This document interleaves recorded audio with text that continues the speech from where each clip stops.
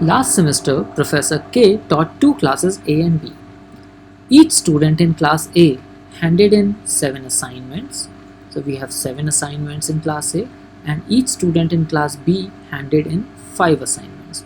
How many students were in class A? Let's assume that the number of students in class A and B respectively are A and B only. So we have to find out the value of A here. Let's check the first statement, which says that the students in both classes combined handed in a total of 85 assignments. That means 7A will be the total assignments handed in class A if the number of students in class A is A. And the assignments handed in class B will be equal to 5B, and sum of them is equal to 85. Now we have this equation, but always make sure when we say that it's not sufficient, then we have more than one unique solution. So we would like to check that for what possibilities will we have any particular solution. So if the value of A is equal to 5, then this becomes 35. In that case, B can be equal to 10, because 35 plus 50 is equal to 85. But now if the value of A is taken as 10, then 7A will be 70, and in that case B can be equal to 3.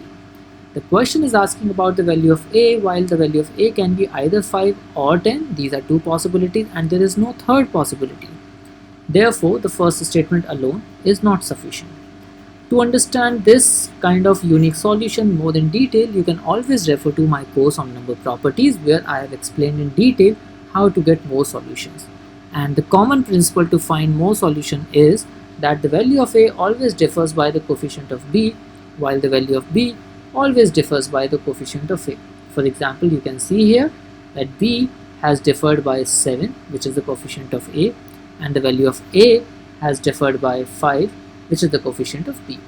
So that means we are sure that there is no another solution, because A, if further increases, then B will be negative, and if we decrease A, then A will become 0, which is again not acceptable. So there will be these two solutions, but the multiple values of A lead us to the conclusion that the information alone is not sufficient to answer the question. We can eliminate option A and D at this stage. Let's check the second statement.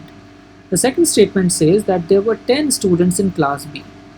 So class B has 10 students, but still we have no relationship to find the number of students in class A using this statement alone, and therefore this statement as well is not sufficient to answer the question. Now the third step is to combine the two statements. Now when we combine the two statements, we see that we have 7A plus 5B is equal to 85, and we had two possible solutions. A equal to 5 and B equal to 10 was one solution, and the second solution was A equal to 10 and B equal to 3.